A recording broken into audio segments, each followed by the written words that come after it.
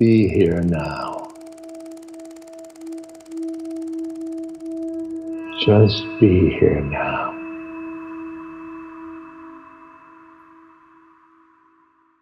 I know I certainly am a better person because of my drug use. I mean, I think I'm a more sensitive person who's more concerned about the environment around me, people around me, certainly more than I was before.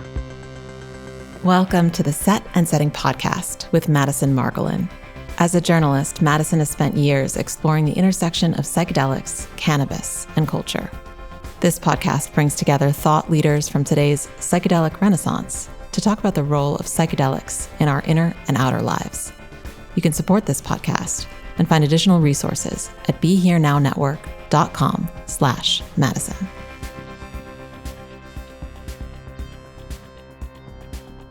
Hi, everyone. Welcome back to the Set and Setting podcast. I'm really excited that we have Dr. Carl Hart with us. He's a neuroscientist and psychologist at Columbia University and author of a new book, Drug Use for Grown-Ups, Chasing Liberty in the Land of Fear. Dr. Hart, thank you so much for being here today. Hey, Madison, it's always a pleasure to see you. You know that. So I'm glad to be here. Likewise. So, Dr. Hart really is one of my favorite people to interview. I think he's one of the best minds on drug policy that our generation has. So why don't we just start with where, how did you get to where you are today? Like what's your background with it? That's a high compliment coming from you. So thank you. Well, I got here, I guess I started studying drugs in the late 80s, early 90s. And I was influenced heavily by the whole just say no generation kind of thing. And so I was searching for some neural mechanism to help people stop using drugs. And so along the way, this 30-year career, I kind of realized that much of what we talk about or what we say, what we teach about drugs is nonsense. And but that 30-year path meant that I studied rats, I studied humans, given each of these animals drugs and then studying the effects. And I hope I learned a few things along the way that people find helpful. Mm-hmm. And so what is the premise you would say of your own personal drug philosophy, right? And Yeah. I guess my own drug philosophy is just like anything in life, any philosophy in terms of I was heavily influenced by some basic principles that people have the right to pursue life, liberty, and the pursuit of happiness. And so that's live their life like they see fit, whatever it may be, as long as they don't prevent other people from enjoying such rights. That's just basic. And I feel that way about drugs, sex, any a wide range of things. And so it's that keeps it really simple for me. And do you think, one thing that we've talked about in the past is that people are kind of all looking for sort of a similar thing, right? When they go for a certain drug or they go to meditate or they go to do anything, they're really just looking to feel good, right? So I think part of your work, what's been inspiring to me is breaking down this kind of drug or experience hierarchy that kind of persists in the culture where you have this dichotomy or, false dichotomy, I should say, between, quote, good drugs and bad drugs. And really the reasons that people are going to, different types of substances are all sort of to feel good. Or would you say that that's part of it? Or is there something, or is it more complex than that, I guess? No, I think it's absolutely what you said. Although we use different language to explain this thing of feeling good or altered state, however you explain it, but we're all seeking similar things. We're seeking to alter our consciousness and whatever that means for us. But I think we oftentimes divide ourselves by saying that my substance is better than your substance, and when we're all seeking the same thing. So I'm just trying to help people to understand that we should allow people to live as they see fit. Right. And, one thing I'm just as I'm asking you this question, I'm imagining the critics out there are going to say, well, someone who's reaching for, a a quote addictive drug like, cocaine or heroin or whatever is, they think they're doing it to feel good, but there's like this, sinister mechanism going on. And, my response to that often is like, in some cases, sure, but the same reason, I've seen people reach to psychedelics and cannabis and whatever with also, not the purest of intentions always, or not with an intention at all, which is maybe, part of it. So what is your response, to that sort of argument or criticism? Yeah, I'm glad you said that. I forget about these arguments. It's, because all of these years you get these same arguments and like I move on, but people are still there. And so I'm glad you said that. For example, with something like heroin, people would say, well, it produces physical dependence. Well, so does antidepressants. And so, you have some drugs that produce more physical dependence than other drugs. That's absolutely true. But it doesn't mean that somehow these drugs magically control people. I know the stories that we tell, and we tell these stories, even people who, for example, may have had a problem with heroin. I mean, for them, even some, not all, but some will say, yeah, it's really powerful at some level. And then what they're also saying at some subliminal level is that this was so powerful, it would have killed a normal person. But me, I could handle this kind of thing. And that's disconcerting or troubling because none of these drugs are magical like that. And so to think that somehow this drug causes some person to lose their ability to have control versus that drug, and that's more myth than reality. And that myth drives a lot about drug policy and the way we look at certain drugs. And that's part of the reason in the book I came out and I say, yeah, of course I use heroin. I use all of these drugs just to show people that, on the one hand, to show people that the people who you think are drug users are not necessarily that image. And then another reason is to show people that, okay, if you're going to be out here and you say these things, then I know that I have to be hyper responsible, or because anything that I do that's screwed up, people will blame heroin, even though I said I use cannabis, even though I said I use MDMA, even though I said I use cocaine and all the rest of these drugs. They're going to blame the devil drug, the one that's been so vilified.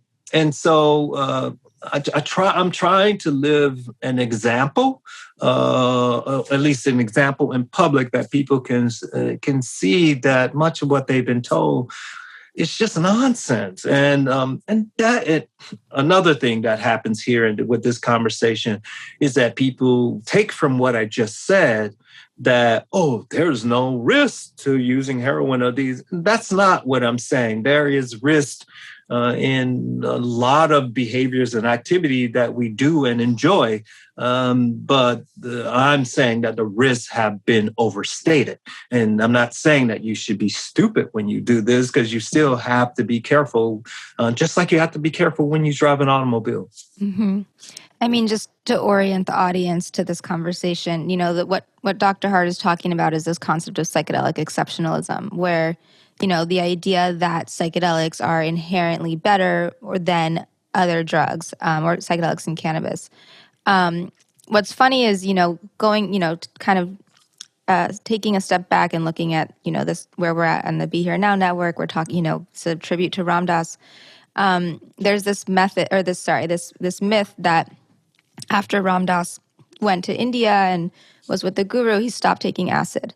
And so, there are first people who are like above, or, act as if they're like above certain types of drugs. And then there's people who want to believe that like they're beyond drugs in general. And, that's not true. Ram Dass did take acid even after he, came into himself as Ram Dass.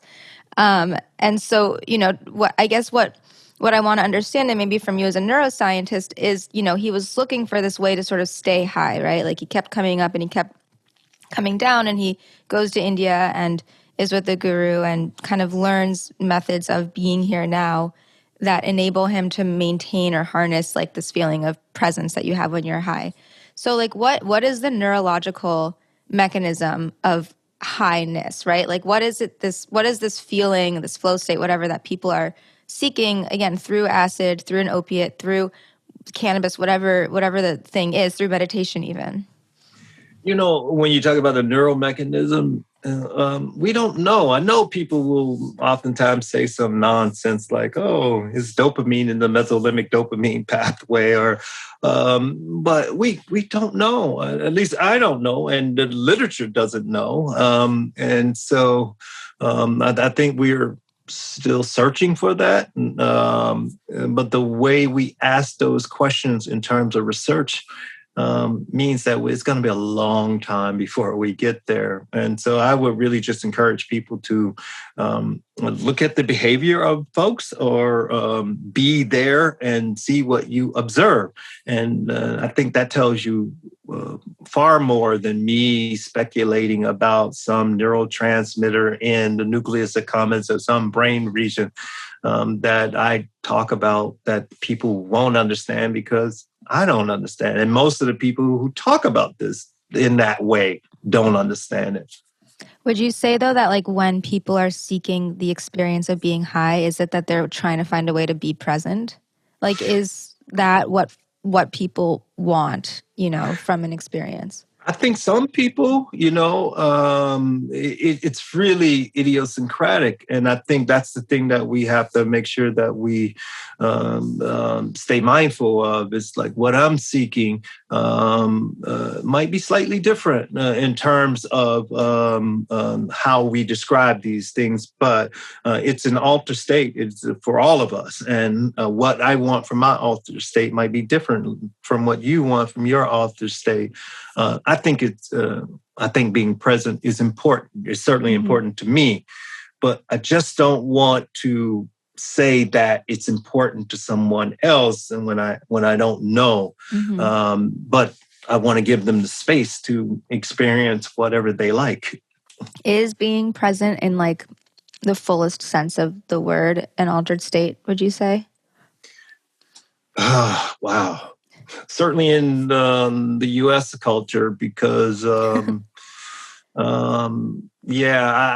think it is in the U.S. context. The U.S. context is really disappointing to me in this respect, because it seems like it's so hard to actually be present with people, or it seems like that's an aberration as opposed to the norm, like being present, giving people your full attention while you are talking to them. I think people too, they need to learn how to do that in some cases. And so it's not their fault. It's just that it's not what we really value or we have shaped in our society. So maybe we need to do a better job of helping people to understand what it means to be present. And many of us who are psychoactively altered at times enjoy that feeling and have been there and seek to hang out with people who are there as well. But I think that I know I didn't know how to be present before. So I'm not sure if other people feel the same. Do you know how to be present now, or do you have ways of doing it? Oh, absolutely. I mean, this is what I tried to describe in my book. I gave people kind of a tour of certain drug classes and how I use these substances, and what I was describing. Certainly, I hope was being present and being also grateful and forgiving and all of those things. Just being happy to be a part of this sort of human experience. So that's one of the joys of being an expert or knowing something about pharmacology. You know how to use the tools to help you get to the state that you want to be in.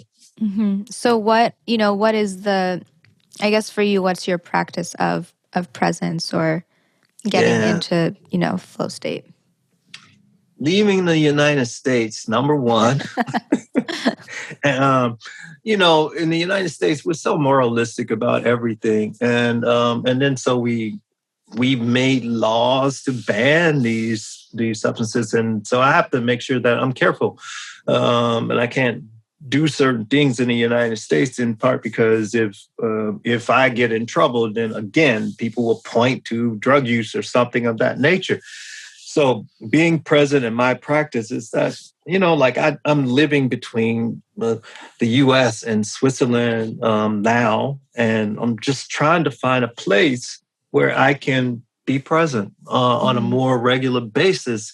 And that is, I can do psychoactive substances that are my choice and not be paranoid about the police or some friends who are narcs or whatever. All of these kind of things that make it hard to be present, and it makes it hard to treat people well and be magnanimous towards folks. So the first step for me is to leave the country, and then I feel a lot freer, which is ironic because many people say stupid shit like this is the freest country in the world, and then I can't be free in the U.S. Mm-hmm. Another thing that I have always kind of found frustrating with the conversation around mindfulness and being here now and whatever is that it feels very self-referential. Like it's like for the sake of itself, and which, who am I to say that that's not the case? Like, why not just be present just because it's a good experience, because that's maybe what humans should be doing, should in quotes. But like, I've always said, like, how when you're present in a world where if you're present to everything, then like you're going to notice things that you want to change about the here and now, right? And if you don't notice those things, maybe there's like an element of dissociation going on, or you're just kind of numbing out to it in your presence, and then that's not really present, and it's this whole cycle. And so, my having grown up sort of with Ram Dass and like as with Be Here Now as kind of like the Bible of our family in a lot of ways. My next question was like, okay, and so what? Like all of you, older baby boomer hippies are being here now in my living room. And like we're in the middle of Los Angeles, and homelessness just rose 12% in a year. And, there's all these other things going on in the world. So, I don't want to say there has to be a purpose to being present, but for me, it's like maybe be present so that you can then be present in action and not just in sitting still and, being in the bob, as they say, or being in your high. So what, do you have a philosophy around that? Like why, how these states of, these high states can really like enable us to then move in the world in healthy and functional ways? Well, it's a big question. We're in a moment in our history where young people are active in questioning what our society did before us, before this time, and trying to set things right, which is a good thing, It's making us all kind of look at ourselves. The thing that we have to be careful of, too, is that we can't like solve every problem and an individual person does not have the skills to solve every problem. And so that's the thing that people have to understand. They have to understand what their skill sets are and then focus on where they can contribute, aid in making us better. Mm-hmm. But everyone can't be good at activity A. So that some people may have to do activity B to make the society better, and others do activity C. So one of the things that we want people to understand is that you got to get some skills in some area and focus on that area, because you can't do everything. When you do that, then you do absolutely nothing. I think that's one of the things that we have to be careful about. And then when we are in altered states, for example, sometimes I can see things that I couldn't see in terms of my own behavior. Like, oh, damn, I have to treat these people or this person better. And I didn't realize I caused this harm here.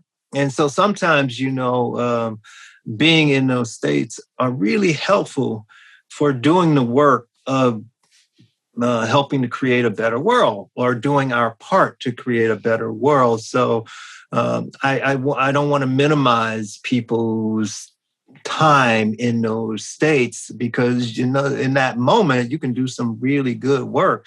I know I certainly am a better person because of my drug use. I mean, I'm certainly, I think I'm a more sensitive person, a person who's more concerned about the environment around me, people around me, certainly more than I was before.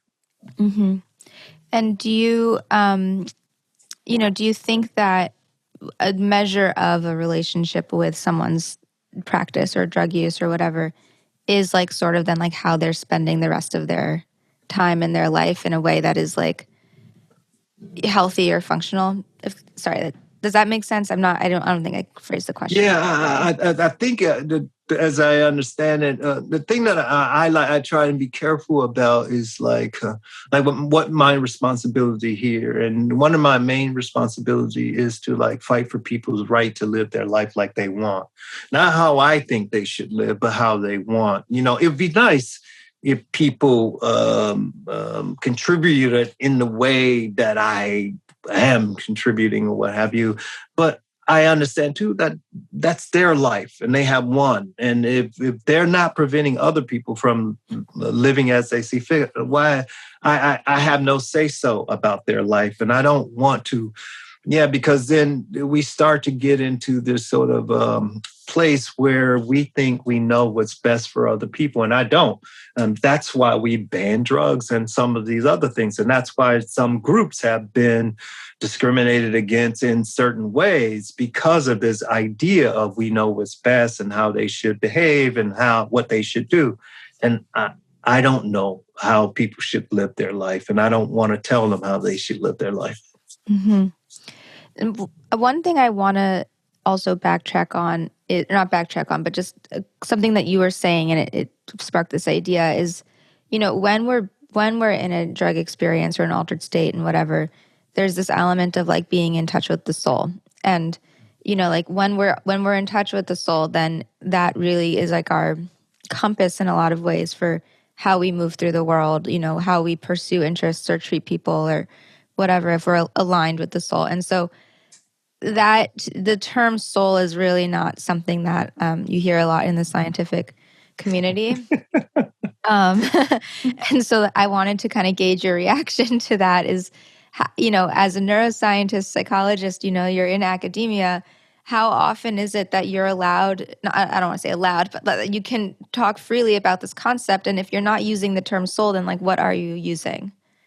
The concept never comes up in science, certainly not neuroscience that I'm aware of.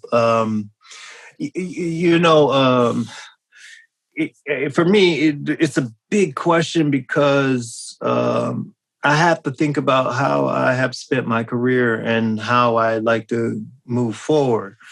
And I am really feeling suffocated in science like this, in part because we don't, not in my science, interrogate the big questions like what makes people happy, what nourishes their soul. We don't ask those kind of questions. Instead, we are focused a lot on pathology. These people who are having problems, how do we solve their problems? Which is obviously an important thing, but what about the vast majority who are not? How do we focus on nourishing them? And we don't deal with that. That's why in part why I am trying to figure out how to retire, how to get out, because I'm trying to figure out how to live better And we don't talk about that in science. How we live better. I mean, for not only me, but the people around me and the environment around us. That's not a question, even when you asked it, it's like it throws me off because I'm sorry, I don't have much experience with the question and I'm ignorant to the question. Yeah, it's all good. I know that was a little bit of a wild card. I didn't prep you for that one. No, it's okay. Yeah, I mean, the reason I ask is because, especially when you're talking about like psychedelics and science, that people talk about the quote unquote mystical experience and, in scientific terms, right? Like the sense of oneness or transcendence of time and space. And I feel like it's hard, at least for me, if I'm talking about my own personal experiences with any drug, really, like it's hard to dance around the topic of soul and like not call attention to it or at least mention it once. But you mentioned something also which reminds me of this idea of taking psychedelics, and I'm going to take out the term psychedelics, taking any drug for like the betterment of well people, so to speak. And you talked about living better, living well. So what does that mean? Like whether for you personally or if you have more of like a general definition for what it means to live well or better? Yeah. So one of the things that one of the sort of gauges for me is I think about,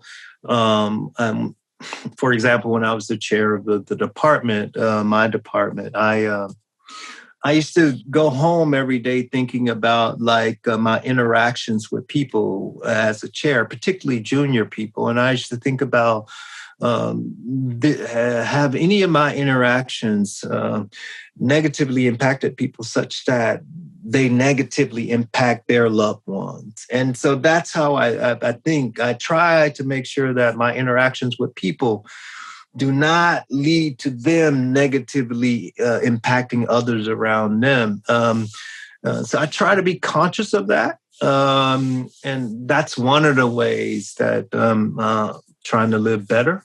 I'm trying to be happier too, because if I'm happy, that means that I'm more likely to treat people around me better. That's why I have to leave the U.S. because,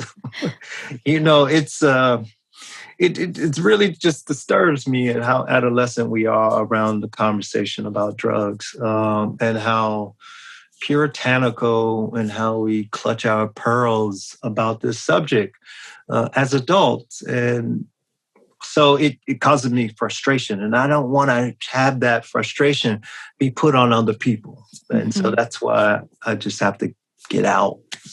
It's interesting to hear you sort of talk about happiness as this priority, right? And I don't feel like that's really prioritized in our culture or the conversation as much as people would like to claim it is. And, I've done a lot of reporting also on religion and specifically like ultra-Orthodox communities. And one source said this, which I thought was just so perfect, was the point of there are two types of people: the type of people who see that religion is supposed to make you happier, and the type of people who think it's supposed to, like make you miserable and you run away from it. And, I think with drugs too, it's like the point is just to be happy or to be happier. And then, you're moving through the world as a happy person. And what I get frustrated with in the discourse today, especially around the plant medicine community and like psychedelic cultures, people always talk about doing the work.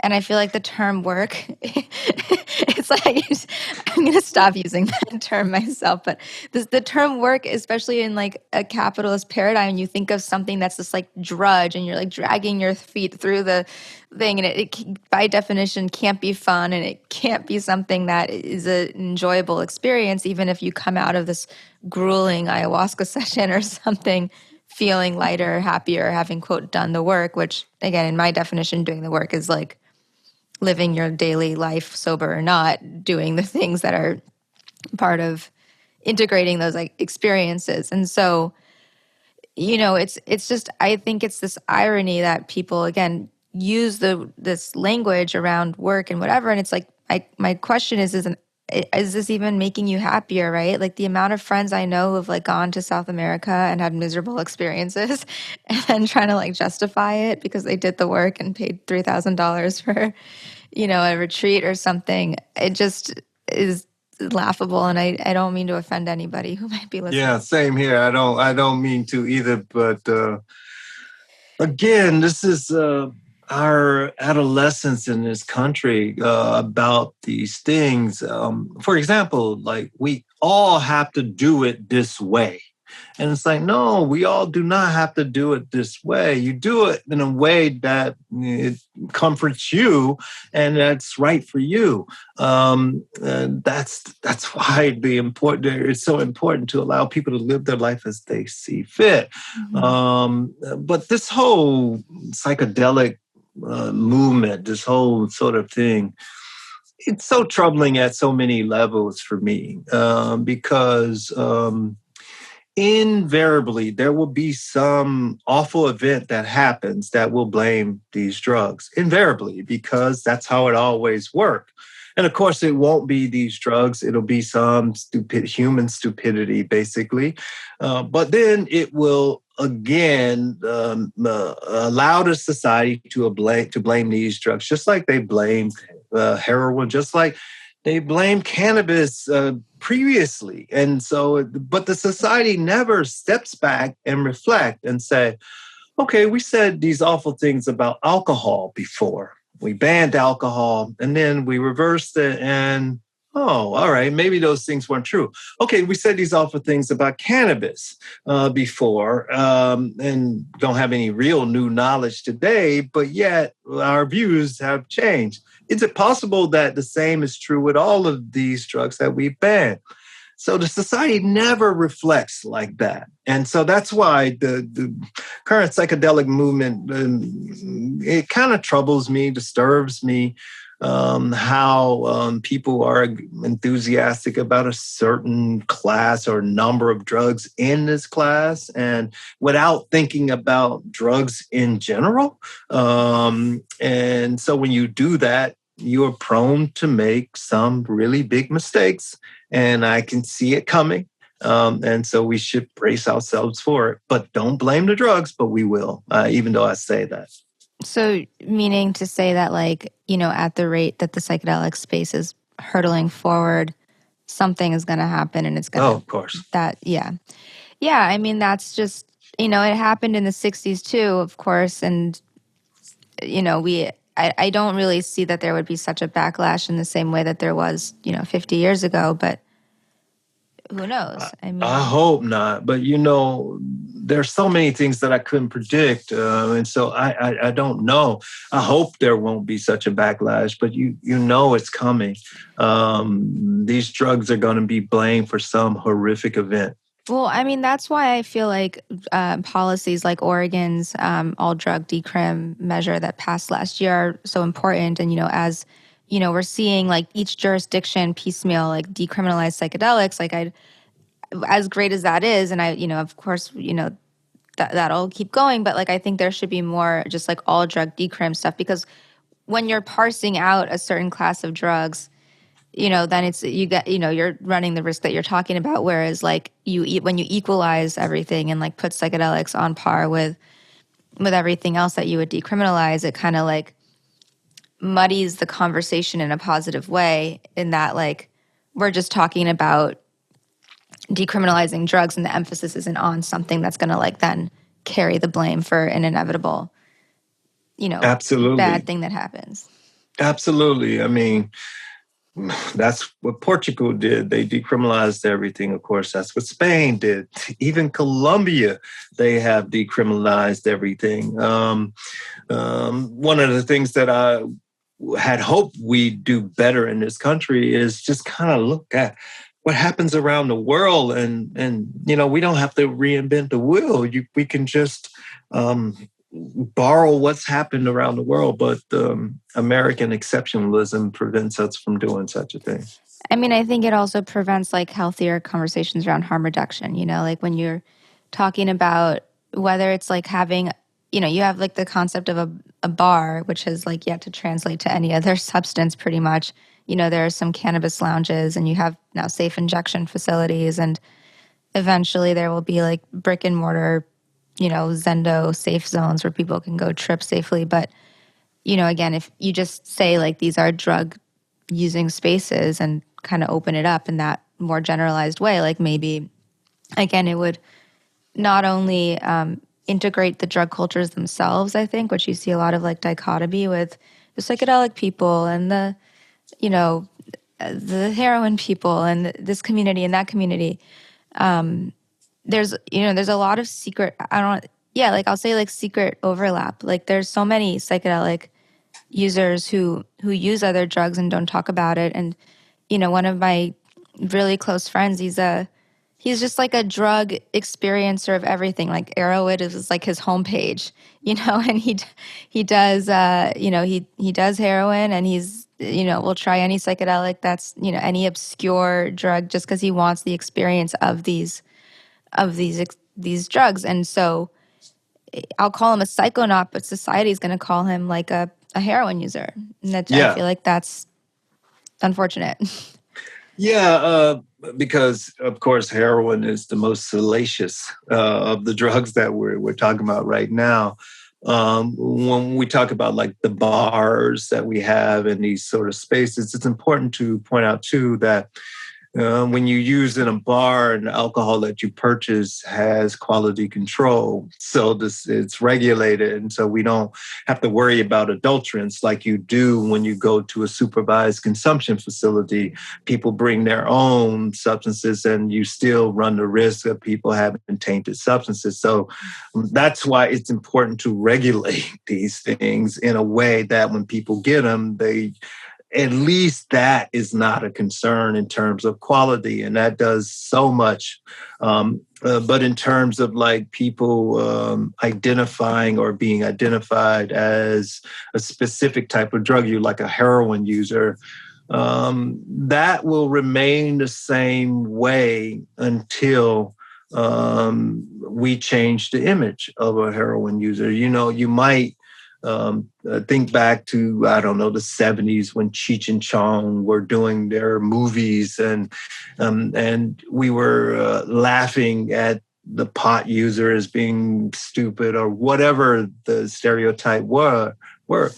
But those stereotypes are not the same way today because more people have been out of the closet about their cannabis use. And so you can't pigeonhole a cannabis user as being just one thing. They're all of us. They're everything.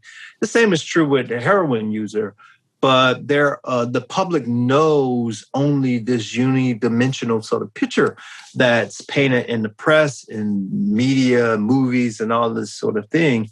And so until we have more people come out and say that they use heroin, it's going to stay this way. Mm-hmm. And we understand why people are reluctant to say that because then they are vilified. Right. So we get it. I certainly understand.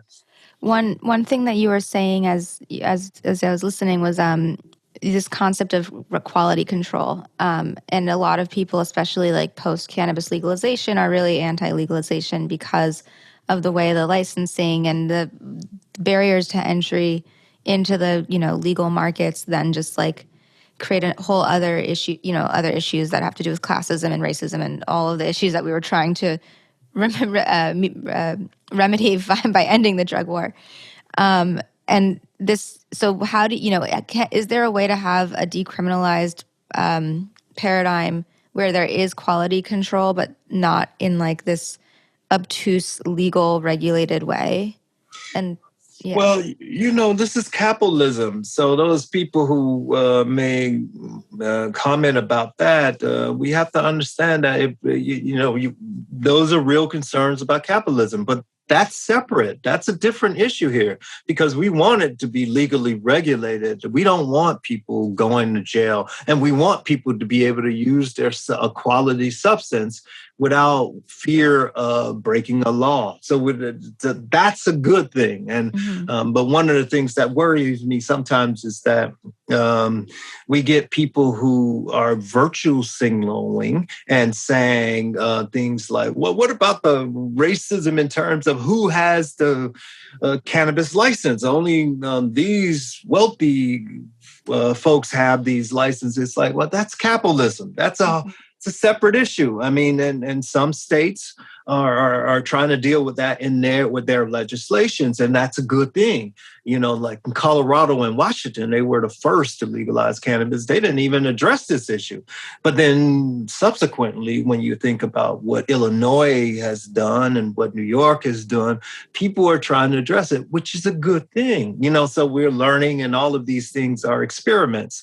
But the bottom line is that we need to make sure it's legally regulated. That's number one. I was thinking about like, how could you do that short of going through like state agencies? And I was thinking, like in the Jewish world, you like get kosher certifications from private agencies. And I'm wondering if there could be like some sort of nonprofit or something that would provide like a stamp of, that's right. That's saying this is clean. This is dosed properly. This is sourced properly or whatever. That isn't going through some sort of like state licensing thing that then costs like $50,000 just to like get your foot in the door. Absolutely. I mean, that we certainly can try these kind of things in different states. That's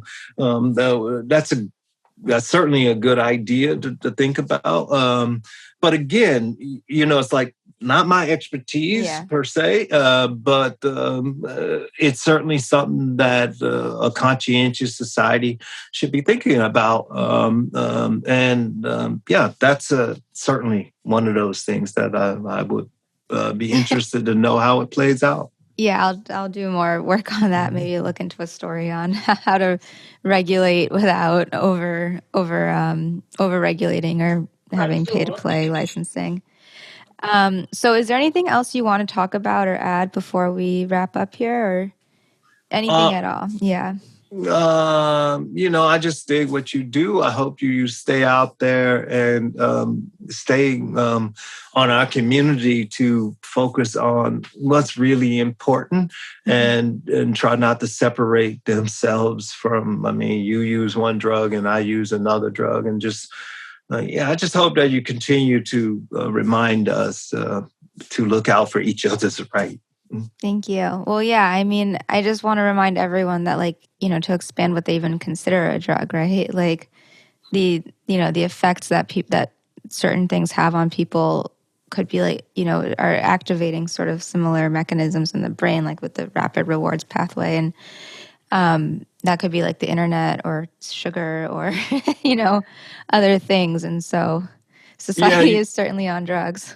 Yeah, the thing is, though, is that we want to be careful about that sort of brain reward system, because then what happens is that science often sometimes gets a little crazy about it. And then we start to say that we should regulate sugar in the same way we do this sort of thing. It's like simply because something activates the dopamine, the mesolimbic dopamine pathway, does not mean that it leads to this behavior, or the behavior is a complicated thing. And so I'm reluctant to have people focus on neural mechanisms to explain complicated behaviors when we have so little information about those things. You hear people talk about food addiction in the same way they talk about all the rest of these things. It's like, all right, we've already screwed it up with drugs, so now we want to screw it up with food.